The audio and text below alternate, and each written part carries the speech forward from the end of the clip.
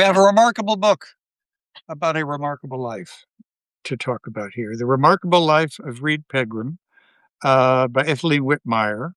I will explain. Reed Pegram was a translator. He spoke many languages. Um, he certainly gave a lot to literature. But the most extraordinary story in many ways and instructive might be his own. He was a Harvard scholar. He went to Europe in the 1930s on a prestigious scholarship. He posed for famed artists. And as a queer black man, he found freedom and love there that he could not in the United States. And so he stayed even as World War II rolled in. So Ethelene Whitmire is a historian and professor in the Department of African American Studies at the University of Wisconsin in Madison. And she's written this wonderful book. Professor, thanks so much for being with us. Thanks for having me. Could you bring us back? I love this story to that remarkable moment in Copenhagen when circumstances just fell in line. Yes, this story is part of a larger story about African Americans in Denmark. I started going to Denmark in 2010 on a whim and kept going back every year. And in 2016, I got a Fulbright to do some research and to teach at the University of Copenhagen. And part of that was to do a symposium about African Americans in Denmark. And I was invited to be the keynote speaker talking about my research, talking about people like Booker T. Washington and Billie Holiday in Denmark. And I happened to invite some of my friends that I knew in Denmark and also this young Black woman, Teju, who a friend introduced us to virtually when she found out that both of us would be in Copenhagen at the same time. And then during the Q&A session, she raised her hand and said, "One of the people you talked about, Reed Pegram, that's my great uncle." Uh, uh, it was just incredible. He was the most interesting person I thought in my whole study, but very obscure. And to know that there was this connection was just amazing. And then she came to my office a few days later and told me that the family kept letters that he wrote from Europe, from Paris, from Copenhagen, from Florence. And it turned out to be over 200 letters written in the 1930s and 1940s. And that really brought the story to life. Oh, that's wonderful. Well, and help us fill in his life. Growing up in Cambridge, as I believe I told you on our show, he got into the highly reputed Boston Latin School. I cringe these days in 2026 to read what I'm sure his teachers thought were glowing reports about it. Yes.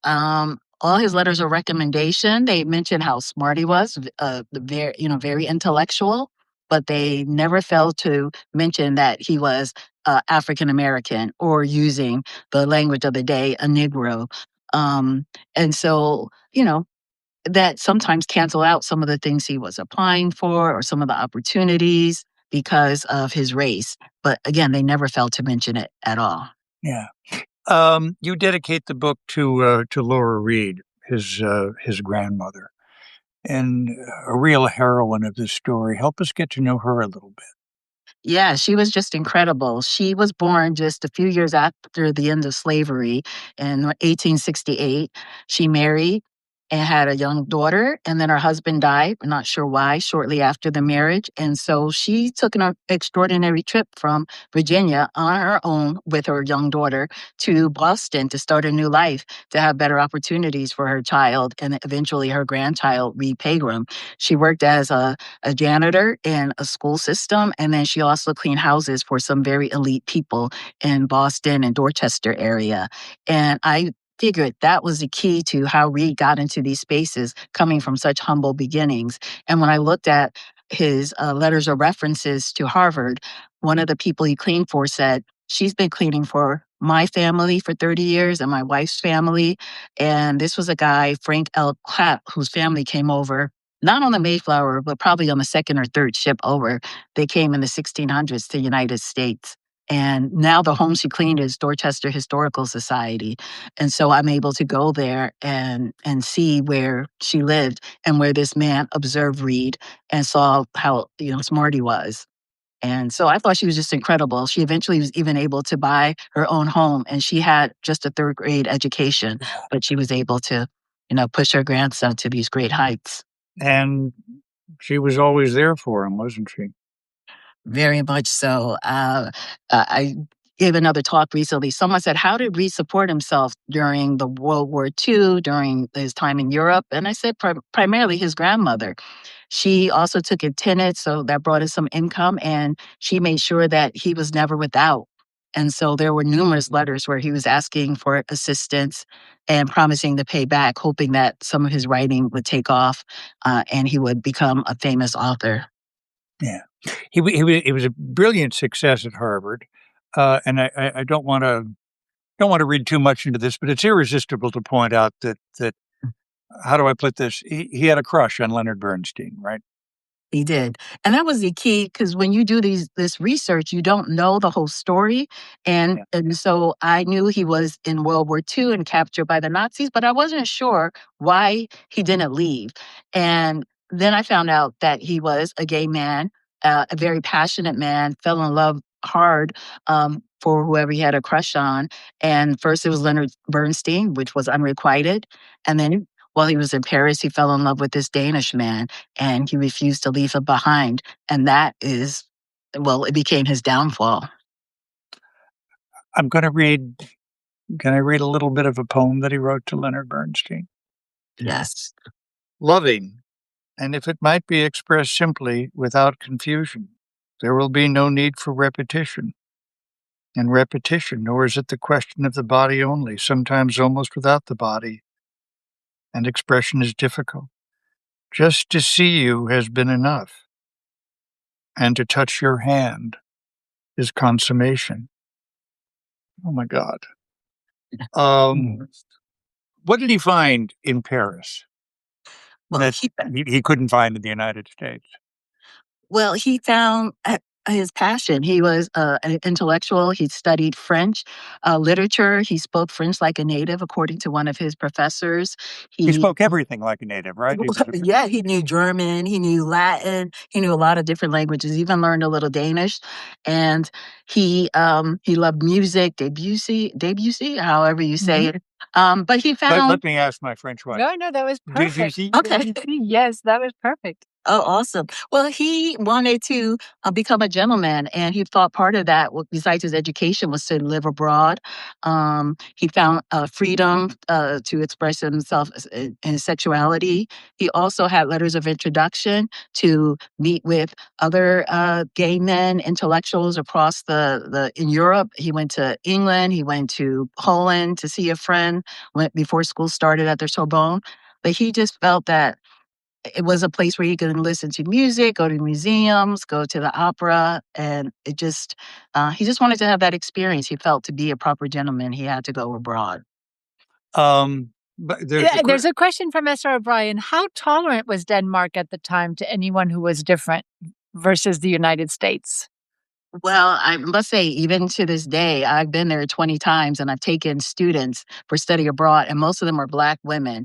And because they are Americans, there's a different tolerance for Americans. And so when he was there in the 1930s, he never talked about race being a problem. He actually interacted with other African Americans who were in Denmark, including Villeda Snow, a famous jazz musician.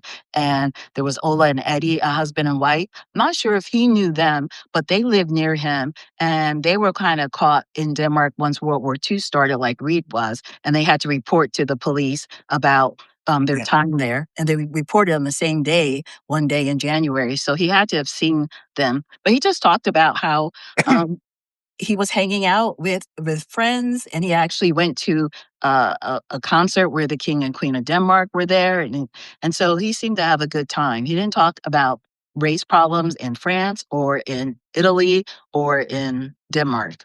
Good, but He, again, he's an American from a very elite, well, not elite background, but elite education. and he found love there, right?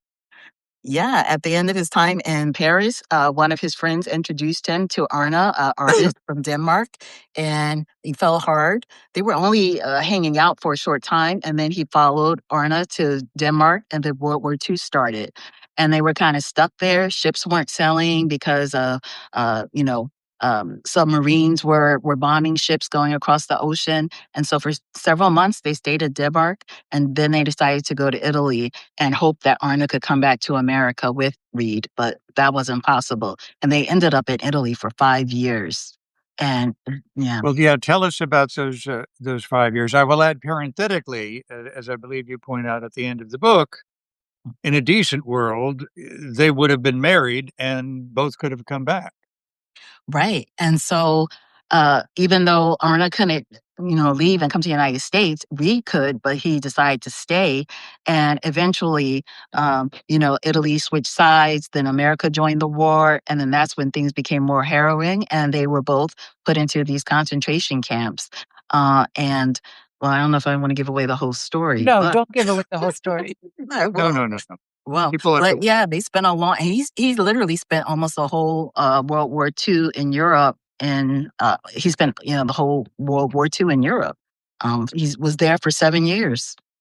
and again, without giving away the whole story, I'm struck by the fact that when they were found by Americans, it was by African Americans, wasn't it? Yeah, African American troop who had reporters embedded with them. And that's how I even know this story. When I wanted to find out about African Americans who went to Denmark, I looked at these newspaper articles. I searched for Copenhagen and Denmark, and these extraordinary headlines popped up. And I wanted to know, who was this Black man who was at Harvard in the 1930s? He had a bachelor's, master's, was working on a PhD. Why was he in Denmark? Why was he in France? How did he end up in Italy? And it was the most amazing thing. And even the soldiers were amazed. They were actually a little skeptical. They said he says he's from Boston, but he sounds like he's British. Um, even though he only spent 5 days, as far as I could tell, in London, but he was very pretentious, and he even wrote in his letters his spellings. He used British Yeah. spellings. We have another question. Did he ever meet James Baldwin? No, not at all. James Baldwin came to Paris later. And one of his friends, another Black man who was in Paris on the Rosenwald, actually became friends with James Baldwin when he returned after the war, and hung out with James Baldwin. No, but there is a connection with Langston Hughes, kind of, that's mentioned in the book. And it's sad to note when he finally got back to the United States, he wasn't treated well, was he? Well, no. And yeah, then I knew when I started the project that his life kind of went downhill, and I didn't know what happened from this bright beginning and then what happened to it at this end. And then I filled in all of the gaps over the years in the book. Professor Whitmire, and I asked you a semblance of this question on our show a couple of Saturdays ago. How do we wind up accounting for this human life? A dazzling life, or do we have to say a dazzle that was kind of dimmed by bigotry and misunderstanding? Yeah, I think the things that impeded him were definitely race and also his sexuality. His life could have been very different if he, or not that if he was different, but times were different and it was okay to be gay and you could marry. But I still feel like his life is positive in a lot of ways. For that Yeah. 1 year in Paris, he lived his dreams, and then the family's legacy, I'll talk about in the epilogue, and you could just see by me meeting his grandniece in Denmark. She was actually studying for a master's degree, going to many European countries. His nephew went to Harvard and ended up being the college professor that Reed wanted to be. So the legacy is strong. I think they were inspired by this relative of Reed Pegram and his story. May I ask, what's it like to immerse yourself for so many years into another life, and then the book is out? What's that like for you? I loved it. My first book about a Harlem Renaissance librarian, I thought I could never replicate the joy that I had. But this one, I'm not saying it's better, but I got to go to Paris. I stayed in the 2 hotels he stayed in 1938 and 39. I got to see where he lived and hung out in Copenhagen. I even got to see where he lived in Florence and Boston. He went to Columbia for 1 year in New York City. And I started listening to the kind of music he listened to. I knew the books that he read because I got his library card from the Shakespeare Company Library in Paris. I started to read all of the books, yeah. but it became ridiculous. But I was able to analyze all the books that he read that one year, and it was just and to read the letters, to see the joy, his humor, somewhat arrogance, which I think you needed to have at that time when Black people were second-class citizens. I think it helped him. He never really talked about feeling like he was a second-class citizen at all. He actually thought a lot of himself, which I liked. And so, with good reason. Yeah, with good reason. Yes. And recognizing that we're prepared to forget the answer. Are you on to the next project? Yeah, I want to go back, and I collected all the data about African Americans in Denmark, starting with Booker T. Washington and his hilarious travel narrative. He met the king and queen of Denmark, different ones than the ones that Reed met. He was there in 1910. And so I have like 500 pages. I already collected. I've been all over the country in Denmark. I met with the relatives of there's over a dozen jazz musicians, African Americans, who are buried there. And so that's going to be my next book. There's some fantastic stories. I like hidden history or forgotten history of African Americans. I'm not proud of this question. What? I have been told that you can get the odd good thing to eat in Copenhagen. What is that? No, the food's supposed to be great in Copenhagen. Oh, yeah, and even had a chance to go to Noma, their very fancy restaurant that's often #1 in the world. Yeah. Oh, what did you have there? Can you tell us? It was the vegetable season, thank goodness, because I'm not crazy about seafood. I see recently last night they're in Los Angeles and they had tuna fish eyeballs. So it was a lot of fancy vegetables and some fruit, and it was absolutely delicious. Reed wasn't so crazy about the food, but compared to Paris, I guess, and also to Italy. But he did have a good time there. What inspiration do you and can maybe others take from the life of Reed PEGGRAM now? I think that, he lived his dreams and he didn't let race, other people tried to impede him, but he just went about his life as if there should be no restrictions, that he belonged in these spaces where there were literally sometimes one or two other Black people. And he just kept going and moving forward and studying what he wanted to study, comparative literature, and learning all these languages and going to, Warsaw and even Berlin in the 1930s. And he just lived his life fully, as much as he could. Well, it's a wonderful book, The Remarkable Life of Reed PEGGRAM. And we want to thank Professor Ethelene Whitmire for joining us tonight. Am I holding it? And it's a beautiful cover. Yeah. I love it. I love it. It is a beautiful cover. He's a handsome man, very mysterious looking on the cover. Yes, it's a lovely picture.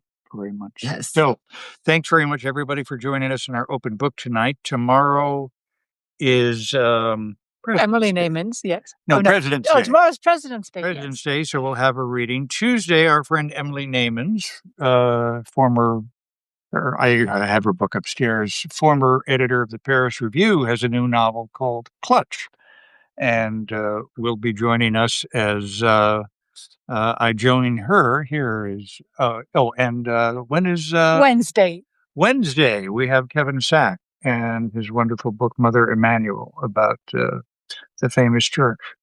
So we have a busy week coming up together. Thanks very much, everyone, for joining us on our open book. And thank you, Professor Whitmire. Thanks for having me. Take care. Bye-bye.